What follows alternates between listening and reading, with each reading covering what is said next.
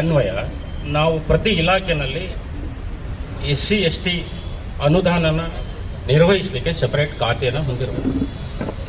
ನಾನು 2016ರಲ್ಲಿ BBMP chief accounts ಆಫೀಸರಾಗಿ charge ತಗೊಂಡ್ಮೇಲೆ ಕಾಯ್ದೆ ಓದಿದೆ. ಅದರಲ್ಲಿ ಯಾವುದೇ ಸೆಪರೇಟ್ ಖಾತೆಯನ್ನು ಓಪನ್ ಮಾಡಿರಲಿಲ್ಲ. ಚಂದ್ರು ಪೆರಿಯಾರ್ ಅವರು ಮಾತಾಡಬೇಕಾದ್ರೆ ಹೇಳಿದ್ರು, ದೀನದಲಿತರ ಕಣ್ಣೀರನ್ನು ಒರೆಸಬೇಕು. ಆ ನಿಟ್ಟಿನಲ್ಲಿ ನಾನು ಒಂದು ಸಣ್ಣ ಕೆಲಸವನ್ನು ಮಾಡಿದ್ದೀನಿ. ಆವಾಗ ನಾನು BBMP ಚೀಫ್ ಅಕೌಂಟ್ಸ್ ಆಫೀಸರ್ ಆಗಿ ವರ್ಕ್ ಮಾಡ್ತಾ ಇರಬೇಕಾದ್ರೆ ನಮ್ಮ ಮಾನ್ಯ ವ್ಯವಸ್ಥಾಪಕ ನಿರ್ದೇಶಕರಾದ ಶಿವಶಂಕರ್ ಸರ್ ಇದೇ ನಮ್ಮ ಮಾನ್ಯ ಸಚಿವರ PS ಆಗಿದ್ದರು, BBMP ಮಿನಿಸ್ಟರ್ ಆಗಿದ್ದರು. ಇವರೆಲ್ಲರಿಂದನೂ ಸಪೋರ್ಟ್ ಸಿಗ್ತಾ ಇತ್ತು ನಮಗೆ. ಏನು ಮಾಡಿದೆ ಅಂತ ಹೇಳ್ತೀನಿ. ನಾನು ಚೇಂಬರಲ್ಲಿ ಕೂತಿದ್ದಾಗ ಒಂದು 15-20 ಜನ ದೀನದಲಿತರು ನನ್ನ ಚೇಂಬರ್ಗೆ ಬಂದರು. ನಿಮಗೆ ಗೊತ್ತಿರ್ಬೋದು, BBMPನಲ್ಲಿ ಸಾರಿಗೆ ಚೆನ್ನಾಗಿ ಗೊತ್ತು. ಈ ಒಂಟಿ ಮನೆ ಕಾರ್ಯಕ್ರಮ ಒಂದು ಸ್ಕೀಮ್ ಇದೆ, ಒಂಟಿ ಮನೆ ಸ್ಕೀಮ್. ಅಂದರೆ ಸ್ವಂತ ಜಾಗ ಇದ್ದರೆ ಮನೆ ಕಟ್ಕೊಡ್ಲಿಕ್ಕೆ BBMPಯಿಂದ ಅವಾಗ 3 ಲಕ್ಷ ಕೊಡ್ತಾ ಇತ್ತು. Then it was increase to 4 lakhs. ನಾನಿದ್ದಾಗ ಅದನ್ನು 5 lakhs ಮಾಡಿ BBMP ಬಜೆಟ್ನಲ್ಲಿ ನಾನೇ ಘೋಷಣೆ ಮಾಡಿಸಿದ್ದೆ. ಸುಮಾರು 9ರಿಂದ 10 ಸಾವಿರ ಕೋಟಿ ಬಜೆಟನ್ನು ಮಾಡಿದ್ರು. ಈ SC/ST ಬಜೆಟ್ 450ರಿಂದ 500 ಕೋಟಿ ಬರ್ತಾ ಇತ್ತು. 450ರಿಂದ 500 ಕೋಟಿ ಬಜೆಟ್ನಲ್ಲಿ ಪ್ರತಿ ವರ್ಷ ಖರ್ಚಾಗ್ತಾ ಇದ್ದಿದ್ದು 25ರಿಂದ 30 ಕೋಟಿ, ಮ್ಯಾಕ್ಸಿಮಮ್ 35 ಕೋಟಿ ಖರ್ಚಾಗ್ತಾ ಇತ್ತು. ಖರ್ಚೇ ಆಗ್ತಿರಲಿಲ್ಲ. ಇದಕ್ಕೆ ಕಾರಣ ಹುಡುಕ್ತಾ ಇದ್ದೆ ನಾನು. ಈ ಕಾರಣ ಹುಡುಕ್ತಾ ಇದ್ದಾಗ ಗೊತ್ತಾಯಿತು, ಈ ಹೈಯರಾರ್ಕಿ ಅಂದರೆ ಈ 8 ಝೋನ್ ಇತ್ತು. ಈಗ 5 GPA ಅಂಡರು 5 ಸಿಟಿ ಕಾರ್ಪೊರೇಷನ್ಸ್ ಇದೆ. ಮೊದಲು BBMP ಅಂಡರು 8 ಝೋನ್ಸ್ ಇತ್ತು. ಈ ಸ್ಕೀಮ್ಗಳು ಹೆಂಗಾಗ್ತಿತ್ತು ಅಂದರೆ SC/ST ಸ್ಕೀಮ್ಗಳು ಬೆನಿಫಿಷರಿ ಸೆಲೆಕ್ಷನಿಂದ ಹಿಡಿದು ಪೇಮೆಂಟು ಕಮಿಷನರ್ ತನಕ ಬರ್ತಾ ಇತ್ತು. ನಮ್ಮ ಸಂವಿಧಾನವು ವಿಶ್ವದಲ್ಲೇ ಒಂದು ಅತ್ಯಂತ ಪ್ರಮುಖವಾದಂತಹ ಒಂದು ಸಂವಿಧಾನವನ್ನು ನಿರ್ಮಾಣ ಮಾಡಲಿಕ್ಕೆ ಅವರು ಕಾರಣೀಭೂತರು. ನಮ್ಮ ಸಂವಿಧಾನದಲ್ಲಿ ಎಲ್ಲ ವರ್ಗದ ಜನತೆಯ ಅವರ ಏಳಿಗೆಗೋಸ್ಕರ ಯಾವ್ಯಾವ ಕಾನೂನುಗಳನ್ನು ತರಬೇಕು ಅನ್ನೋಂಥದ್ದನ್ನ ಅವರು ನಮ್ಮ ಸಂವಿಧಾನದಲ್ಲಿ ಅಳವಡಿಸಿದ್ದಾರೆ. ಕೆಲವೊಂದು ನಿದರ್ಶನಗಳನ್ನು ನಾನು ಹೇಳಲಿಕ್ಕೆ ಇಷ್ಟಪಡ್ತೇನೆ. ಈಗಾಗಲೇ ಹೇಳಿದ್ರು, ಅಸ್ಪೃಶ್ಯತೆ ಇದೆ. ಅಸ್ಪೃಶ್ಯತೆಯಿಂದ ನಮಗೆ ಅಂದ್ರೆ ಬಹಳ ಕೆಲವೊಂದು ವರ್ಗದವರಿಗೆ ಬಹಳ ಸವರ್ಣೀಯರಿಂದ ಕಿರುಕುಳ ಇದೆ. ಇದ್ದುದು ನಿಜ. ಈಗ ನಾವು ಜಿಲ್ಲೆಗಳಲ್ಲಿ ಕೆಲಸ ಮಾಡಿ ಕೆಲವೊಂದು ಪ್ರಕರಣಗಳನ್ನ ನಮ್ಮ ಕಣ್ಣಾರೆ ನೋಡಿದ್ದೇವೆ. ದೌರ್ಜನ್ಯ ಅಂದ್ರೆ ನಮ್ಮ SC/ST ಸಹೋದ್ಯೋಗಿಗಳು ಅಥವಾ ನಾಗರಿಕರ ಮೇಲೆ ದೌರ್ಜನ್ಯದ ಪ್ರಕರಣಗಳು ನಡೆಯುವಂಥದ್ದು ಇದೆ. ಈ ದೌರ್ಜನ್ಯವನ್ನ ತಡೆಯಲಿಕ್ಕೆ ಸರ್ಕಾರ ಒಂದು ದೌರ್ಜನ್ಯ ತಡೆ ಕಾಯ್ದೆಯನ್ನ ತಂದಿದೆ, prevention of atrocities against the schedule caste and schedule tribes ಅಂತ. ಹಾಗೆ ಮತ್ತೊಂದು ವಿಶೇಷ ಕಾಯ್ದೆ ಇದೆ. ಈಗ ಅವಾಗಲೇ ಮಹದೇವರವರು ಮತ್ತೊಂದು ಹೇಳಿದ್ರು, ಅಂದ್ರೆ ಅವರಿಗೆ ಒಂದು ಕಾಯ್ದೆಯನ್ನು ತಂದು, ಇದೇ ಕಾಂಗ್ರೆಸ್ ಸರ್ಕಾರ 2013ನಲ್ಲಿ ಒಂದು ಕಾಯ್ದೆಯನ್ನು ತಂದು ನಮ್ಮ SC/ST ಫಲಾನುಭವಿಗಳಿಗೆ ಬರಬೇಕಾದಂತಹ ಸವಲತ್ತುಗಳನ್ನು ನಾವು ಕಡ್ಡಾಯವಾಗಿ ಕೊಡಲೇಬೇಕು. ಕೊಡದೇ ಹೋದ್ರೆ ಅಂತವರಿಗೆ ಕೆಲವೊಂದು ಶಿಕ್ಷೆಯನ್ನು ಸಹ ಆ ಕಾಯ್ದೆಯಲ್ಲಿ ಅಳವಡಿಸಿಕೊಳ್ಳಲಾಗಿದೆ.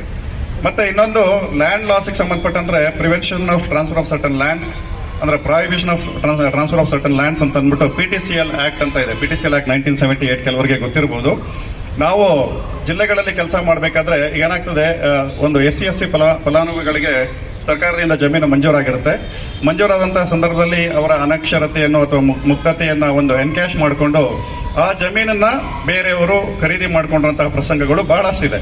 ಅಂತ ಖರೀದಿ ಮಾಡಿದಂತಹ ಜಮೀನುಗಳನ್ನ ಈ ಆಕ್ಟ್ ಕೆಳಗಡೆಗೆ ಕಾನೂನನ್ನ ಅವರು ಕೇಸನ್ನ ಹಾಕಿದ್ರೆ ಅವ್ರಿಗೆ ವಾಪಸ್ ಕೊಡಿಸ್ಬೇಕು ಅನ್ನೋಂಥದ್ದು ಒಂದು ಕಾಯ್ದೆ. ಸೊ ಇದರಲ್ಲಿ ಸಾಕಷ್ಟು ಜನರಿಗೆ ನಮ್ಮ SC/ST ಫಲಾನುಭವಿಗಳಿಗೆ ಜಿಲ್ಲೆಗಳಲ್ಲಿ ಇದು ಅಗೇನ್ ಕೆಲವೊಂದು ಅಧಿಕಾರಿಗಳ ಧೋರಣೆ ಆಗಿರ್ತದೆ. ಕೆಲವೊಂದು ಅಧಿಕಾರಿಗಳು ಅದನ್ನ ವಿಶೇಷವಾಗಿ ತೆಗೆದುಕೊಂಡು ಅವರಿಗೆ ಸಹಾಯ ಮಾಡುವಂಥದ್ದು ಕೆಲಸವನ್ನು ಮಾಡ್ತಾರೆ. ಒಂದೇ ಒಂದು ನಿದರ್ಶನ ಕೊಡುವಂಥದ್ದಂದ್ರೆ, ನಾನು ಬೆಂಗಳೂರು ಜಿಲ್ಲೆನಲ್ಲಿ, ಗ್ರಾಮಾಂತರ ಜಿಲ್ಲೆನಲ್ಲಿ ಜಿಲ್ಲಾಧಿಕಾರಿಯಾಗಿ ಇಲ್ಲಿ ಬರ್ಲಿಕ್ಕೆ ಮೊದಲು ಇದ್ದೆ. 1.5 ವರ್ಷ ಅಥವಾ 1.25 ವರ್ಷ ನಾನು ಇದ್ದೆ. ಈ ಪ್ರಕರಣಗಳು ಸಾಕಷ್ಟು ಬೆಂಗಳೂರಿನ ಸುತ್ತಮುತ್ತ ಸಾಕಷ್ಟು ಪ್ರಕರಣಗಳಿದೆ. ಸಾಕಷ್ಟು ಹೋರಾಟಗಳು ಕೂಡ ನಡೀತಾ ಇರ್ತದೆ. ನಮಗೆ ನ್ಯಾಯ ಸಿಗ್ತಾ ಇಲ್ಲ ಇಂಥದ್ದು ಎಲ್ಲ. ಸೊ ಕ್ಲಿಷ್ಟಕರವಾದಂತಹ ಆದೇಶಗಳನ್ನ ಮಾಡುವಂಥದ್ದು ಅಥವಾ ಕಾನೂನುಗಳು ಇದಾವೆ. ಅದರಲ್ಲಿ ಸ್ವಲ್ಪ ನೀವು ಸಹಾಯ ಮಾಡಬೇಕು ಅಂತಂದ್ರೆ ಬಿಯಾಂಡ್ ಸರ್ಟನ್ ಲಿಮಿಟ್ ಹೋಗಿ ಸಹಾಯ ಮಾಡಲಿಕ್ಕೆ ಅವಕಾಶ ಇದೆ. ಅಥವಾ ಕೇಸ್ಗಳನ್ನ ಕೆಲವರಿಗೆ ಡಿಸ್ಪೋಸ್ ಮಾಡಿದ್ರೇನೆ ನಮ್ಗೆ ಹೆಡೇಕು, ಡಿಸ್ಪೋಸ್ ಮಾಡೋದೇ ಬೇಡ ಅಂತ ಅಂದ್ಬಿಟ್ಟು 10 ವರ್ಷ 15 ವರ್ಷ ಕೇಸ್ಗಳನ್ನ ಪೆಂಡಿಂಗ್ ಇಟ್ಕೊಳ್ಳುವಂತ ಅಧಿಕಾರಿಗಳು ಸಹ ಇದ್ದಾರೆ. ಬಿ ಆರ್ ಅಂಬೇಡ್ಕರ್ ಅವ್ರ ಬಗ್ಗೆ ಒಂದು ನಾಮಾಂಕಿತ ಬಗ್ಗೆ ಸಣ್ಣ ಪ್ರಯತ್ನ ಪಡ್ತಾ ಇದ್ದೀನಿ, ತಾವೆಲ್ಲರೂ ಆಲಿಸ್ಬೇಕಂತ ಕೇಳ್ಕೊಳ್ತೀನಿ. ಅಂದರೆ ಅಂಬರದಂತೆ ಬೆಳೆದು ನಿಂತ ಅಸ್ಪೃಶ್ಯತೆಯನ್ನ, ಅಂದರೆ ಅಂಬರದಂತೆ ಬೆಳೆದು ನಿಂತ ಅಸ್ಪೃಶ್ಯತೆಯನ್ನ, ಅಂದರೆ ಬೇರು ಸಹಿತ ಕಿತ್ತೊಯ್ಯಲು,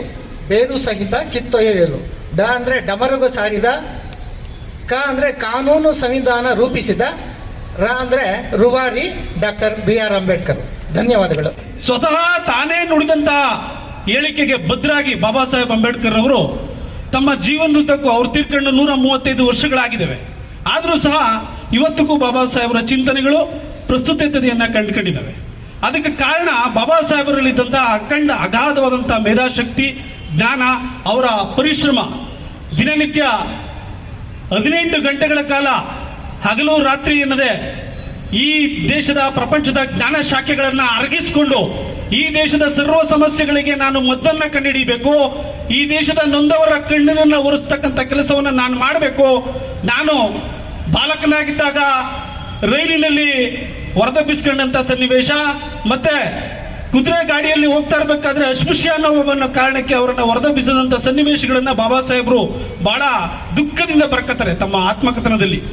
ಅವ್ರು ಹೇಳ್ತಾರೆ, ನಾನು ಅನುಭವಿಸಿರ್ತಕ್ಕಂಥ ನೋವಿಗೆ ನಾನೇ ಪರಿಹಾರವನ್ನು ಹುಡುಕಿ ಈ ದೇಶದ ಪ್ರತಿಯೊಬ್ಬರಿಗೂ ಈ ಅವರ ಅಳಿಗೆ ನಾನು ಪರಿಹಾರವನ್ನು ಕೊಡ್ತೀನಿ ಅನ್ನೋ ಒಂದು ಬದ್ಧತೆಯನ್ನು ಸ್ವೀಕಾರ ಮಾಡಿ ಪ್ರಪಂಚದ ನಾನಾ ಭಾಗಗಳಿಗೆ ಹೋಗಿ ಅವರು ಹಲವಾರು ದೊಡ್ಡ ದೊಡ್ಡ ಪದವಿಯನ್ನ ಗಿಟ್ಟಿಸ್ತಾರೆ. ಇವತ್ತು ನಾವೆಲ್ಲರೂ ವಿಶ್ವವಿದ್ಯಾಲಯಗಳಲ್ಲಿ ಹೋರಾಟ ಮಾಡ್ತಿದ್ದೀವಿ, ಓದ್ತಾ ಇದ್ದೀವಿ, ಸಾವಿರಾರು ಜನ ಸ್ಕಾಲರ್ಸ್ಗಳಿದ್ದೀವಿ. ನಮ್ಮೆಲ್ಲರ ಉದ್ದೇಶ ಬಹಳ ಸೀಮಿತವಾದ್ದು.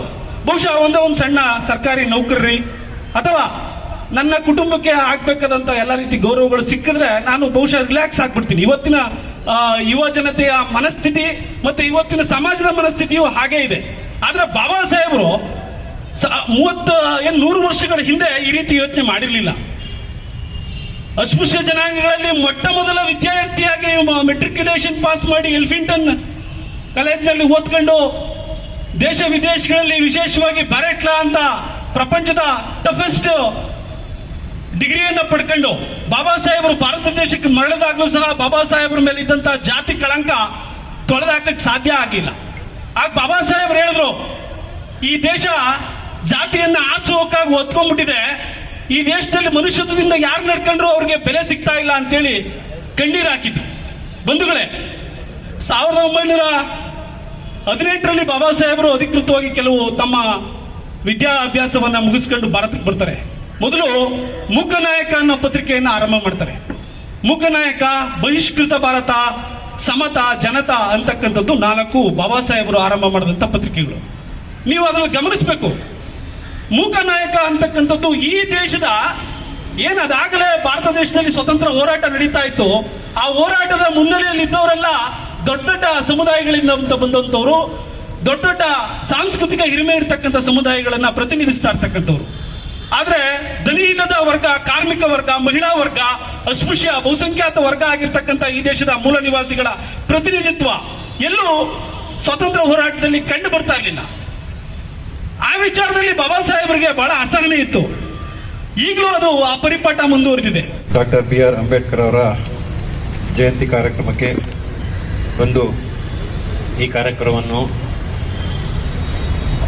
ವೇದಿಕೆ ಮೇಲೆ ಅಲಂಕರಿಸಿದಂಥ ಗಣ್ಯರಿಗೆ ಒಂದೆರಡು ವಿಚಾರವನ್ನು ತಿಳಿಸ್ತಾ, ಅಜ್ಞಾನದಲ್ಲಿ ಭಯವನ್ನು ಉಂಟು ಮಾಡಿದರೆ ಭಯ ನಮ್ಮಲ್ಲಿ ಅಜ್ಞಾನವನ್ನು ಉಂಟು ಮಾಡುತ್ತದೆ.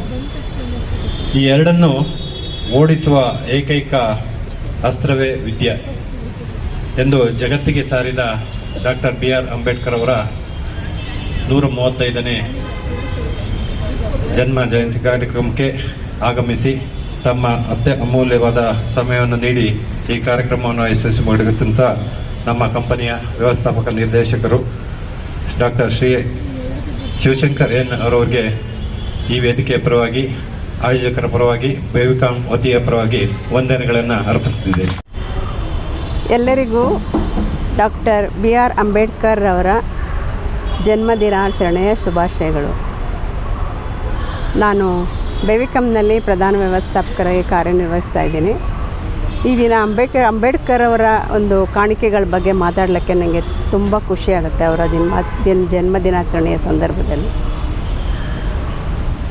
ಒಬ್ಬ ವ್ಯಕ್ತಿ ಎಷ್ಟೆಲ್ಲ ಶಿಕ್ಷಣ ಪಡ್ಕೊಳ್ಳೋಕ್ಕೆ ಸಾಧ್ಯ ಆಯಿತು, ಯಾಕೆ ಸಾಧ್ಯ ಆಯಿತು, ಆ ಒಂದು ಸಮಾಜದಲ್ಲಿನ ಅಸಮಾನತೆಯಿಂದ ಅವರು ಎಲ್ಲರೂ ಸಮಾನರನ್ನೋ ಒಂದು ಭಾವ ತರಬೇಕು ಅಂತ ಮೊದಲು ಆದ್ಯತೆ ಕೊಟ್ಟಿದ್ದು ಶಿಕ್ಷಣಕ್ಕೆ.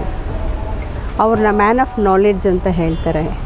Is A bank of knowledge.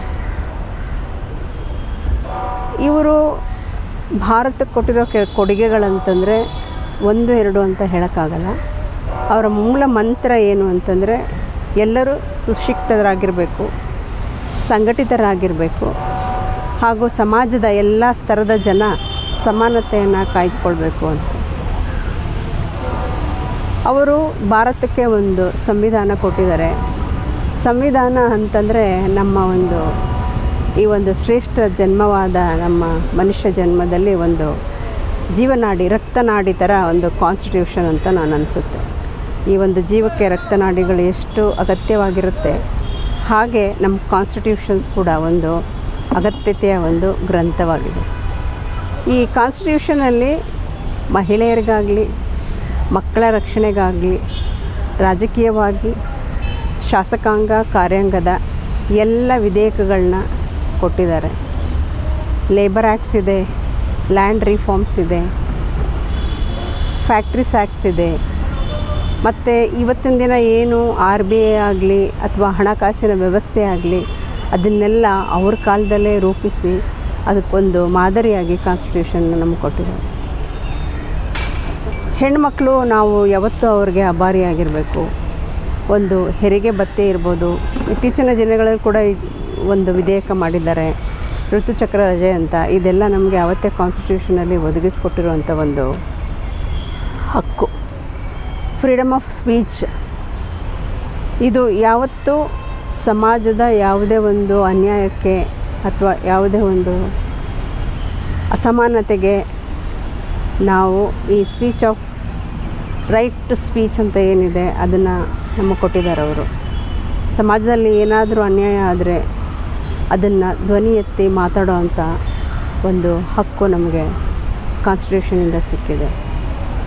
ಅದೇ ರೀತಿ ಸಮಾಜಕ್ಕೆ ಯಾವುದೇ ಅನ್ಯಾಯ ಆಗಲಿ, ಅದು ಹೆಣ್ಮಕ್ಳಾಗಿರಲಿ ಗಂಡು ಮಕ್ಕಳಾಗಿರಲಿ, ಯಾವುದೇ ಸ್ತರದ ಜನರಾಗಿರಲಿ, ಅದರ ಹೋರಾಟ ಮಾಡಬೇಕಂದ್ರೆ ನಮಗೆ ಶಿಕ್ಷಣ, ಸಂಘಟನೆ, ಸಮಾನತೆ ಬೇಕು ಅನ್ನೋದನ್ನು ಅವರು ಮೊದಲೇ ನಮಗೆ ರೂಪಿಸ್ಕೊಟ್ಟಿದ್ದಾರೆ. ಆದ್ದರಿಂದ ನಾವು ಅಂಬೇಡ್ಕರ್ ಅವರನ್ನು ಒಂದು ಜನಾಂಗಕ್ಕೆ ಸೀಮಿತವಾಗಿ ನೋಡೋಕ್ಕಾಗೋದಿಲ್ಲ. ಇವತ್ತು ನಾವು ಎಷ್ಟು ಯಾವುದೇ ರೀತಿ ವರ್ಗದ ಜನ ಇದ್ದೀವಿ ಅವರೆಲ್ಲರಿಗೂ ಒಂದಲ್ಲ ಒಂದು ರೀತಿಯಲ್ಲಿ ನಮಗೆ ಕಾನ್ಸ್ಟಿಟ್ಯೂಷನಲ್ಲಿ ಅವಕಾಶ ಮಾಡಿಕೊಟ್ಟು ನಾವು ಸಂಘಟನೆ ಮಾಡೋಕ್ಕೆ, ಹೋರಾಟ ಮಾಡೋಕ್ಕೆ ದಾರಿ ಮಾಡಿಕೊಟ್ಟಿದ್ದಾರೆ. ಒಬ್ಬ ವ್ಯಕ್ತಿ ಇಷ್ಟೆಲ್ಲ ಸಾಧನೆ ಮಾಡೋಕ್ಕೆ ಸಾಧ್ಯ ಆಗುತ್ತಾ ಅಂತಂದರೆ ಅದು ಅವರ ಜೀವನದಲ್ಲಿ ಅವರು ಪಟ್ಟಂಥ ಸಂಕಷ್ಟಗಳಿರ್ಬೋದು, ಅವರ ಜನಾಂಗ ಅನುಭವಿಸಿದ ನೋವುಗಳಿರ್ಬೋದು, ಅದನ್ನು ನೋಡಿರೋ ಪರಿ ಇರ್ಬೋದು. ಆ ನೊಂದ ಜೀವ ಇಷ್ಟೆಲ್ಲ ಶಿಕ್ಷಣ ಪಡ್ಕೊಂಡು ಸಮಾನತೆ ಬಗ್ಗೆ ನಮಗೆ ಒಂದು ಹರಿಕಾರನಾಗಿ ಮೂಡಿ ಬಂದಿದ್ದಾರೆ. ಆದ್ದರಿಂದ ನಾನು ಹೇಳೋದಾದರೆ ಶಿಕ್ಷಣ ಪಡೆದಿರುವಂಥ ಪ್ರತಿಯೊಬ್ಬ ವ್ಯಕ್ತಿ ಕೂಡ ಅವ್ರನ್ನ ಆತ್ಮೀಯವಾಗಿ ಗೌರವಿಸಬೇಕು ಅನ್ನೋದು ನನ್ನ ಇಚ್ಛೆ. ನಾವು ಎಷ್ಟೇ ಮಾತಾಡಿದರೂ ತುಂಬ ಕಡಿಮೆ ಅನಿಸುತ್ತೆ. ಒಂದು ಸಾಗರದಲ್ಲಿ ಒಂದು ಹನಿಯಷ್ಟು ನಾವು ಅಂಬೇಡ್ಕರ್ ಬಗ್ಗೆ ತಿಳ್ಕೊಂಡಿದ್ದೀವಿ. ಆದ್ದರಿಂದ ಇವತ್ತು ಅವರ ಜನ್ಮದಿನಾಚರಣೆ ಎಂದು ನಾನು ಎಲ್ಲರಿಗೂ ಅವರ ಬಗ್ಗೆ ಓದಿ ತಿಳ್ಕೊಳ್ಳಿ, ಅವರು ಯಾಕೆ ಸಮಾನತೆ ಬಗ್ಗೆ, ಶಿಕ್ಷಣದ ಬಗ್ಗೆ, ಸಂಘಟನೆ ಬಗ್ಗೆ ಹೆಚ್ಚು ಒತ್ತು ಕೊಟ್ಟು ಹೋರಾಟ ಮಾಡೋದ್ರನ್ನು ಅರ್ಥಕೊಂಡು ಸಮಾಜದಲ್ಲಿ ಒಂದು ಸಮಾನತೆಯ ಭಾವನ ಮೂಡಿಸ್ಕೊಂಡು ಸೋದರತ್ವದಿಂದ ಬಾಳಬೇಕು ಅಂತ ನಾನೆಲ್ಲರಲ್ಲೂ